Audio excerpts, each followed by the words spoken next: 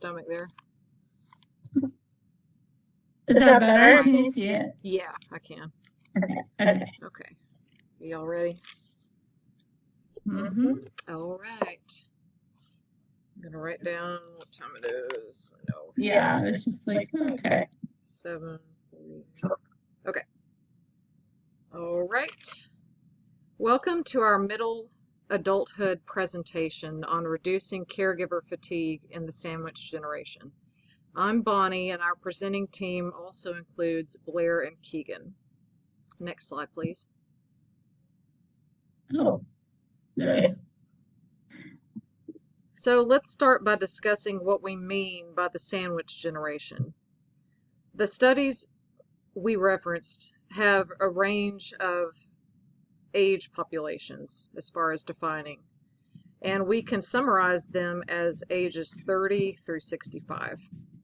About 24.3% of the U.S. population can be considered to be active in the sandwich generation.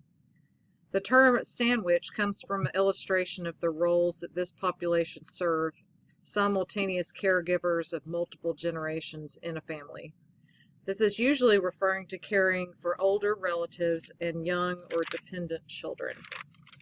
Next slide, please.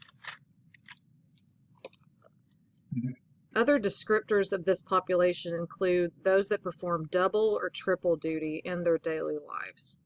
Double meaning the two care types that are balanced against each other, and then triple referring to those who balance an outside job in addition to the two types of care.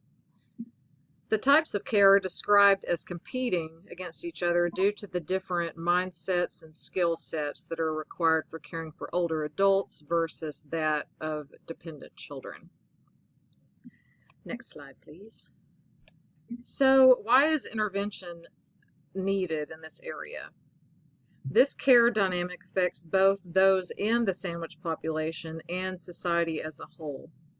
First, this sandwich caretaker function frequently affects mental health. About 70% of the caretakers experience high anxiety and/or depression symptoms. And this group also experiences higher rates of burnout when compared with those who solely take care of children, which is stressful enough on its own. And next, the necessity of the sandwich care affects our economy. Those simultaneously caring for more than one generation spend an average of $100,000 annually to achieve that. And these caretakers often also reduce investments in college savings in order to meet the expense need. Next, the caretakers experience physiological effects. It can be hard to develop or maintain personal boundaries when one is continuously caretaking, which has been related to physical fatigue and mental exhaustion.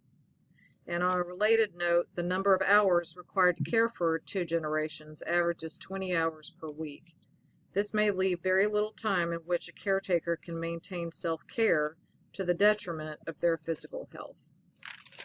Next slide, please. Finally, this caretaking dynamic increases the chance for the caretakers to experience role confusion and conflict between the physical and emotional needs of the different generations they're taking care of. And when a caretaker also works outside of the caretaking roles, this dynamic significantly imbalances the caretaker's work-life balance. Next slide, please. And from a multicultural lens, the sandwich caretaking is as diverse as the humans who perform it. For example, the perception of the role may be viewed as a moral or sacred obligation by those in a collectivist culture. And this is contrasted with an individualistic culture like the general U.S., in which caretaking carries a burdensome connotation. And one's socioeconomic status can also greatly affect the caregiving experience. Those in a lower socioeconomic class usually have more significant financial constraints and less resources to use in that caretaking role. And finally, the sandwich caretaking function appears to take place in all ethnic and racial groups, and there is a higher prevalence in Asian and Hispanic family groups. And I'll now turn it over to Keegan to discuss interventions. All right. As far as current interventions for reducing burden, stress, anxiety, depression, and the like for sandwich generation caregivers. The three most frequently used interventions are psychoeducation, peer support groups, and mental health counseling. Psychoeducation focuses on identifying challenging thought patterns to improve emotional regulation, develop personal coping strategies. Peer support groups are small groups of caregivers that gather together, sometimes on their own, sometimes with a facilitator or a guide, to receive support from each other and help process the challenges that they experience, the unique challenges they experience, taking care of multiple generations, typically on a regular basis. And then, of course, our standard traditional mental health counseling, which can take many different forms. That could be individual mental health counseling, it could be family or couples therapy, and there are a variety of different modalities of that we'll cover later here. So, next slide, please. Psychoeducation is the first of the three currently used interventions. In our research, it was actually pretty difficult to find a lot of research about the caregiver generation specifically in the context of psychoeducation. But we did find some studies that look at the effects of psychoeducation on caregiver burden, depression, anxiety for specific populations. So one study that we found was Shin et al. 2026, just recently this year, performed a systematic review of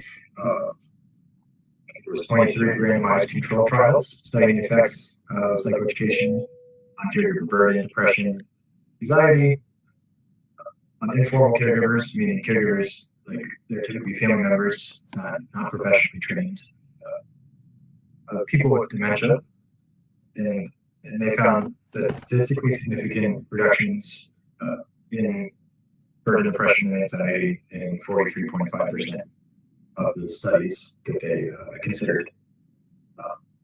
Similarly, and also this is, I think, relevant to our sandwich caregiver population because many of sandwich generation caregivers are taking care of their parents or an older generation, and dementia is fairly prevalent in that population.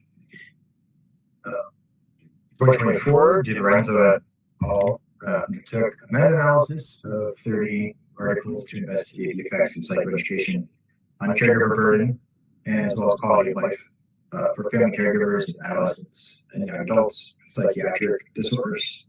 I need to finish this slide. So, but they found similar results that it reduced the burden for caregivers and improved quality of life. Peer support groups are another pretty common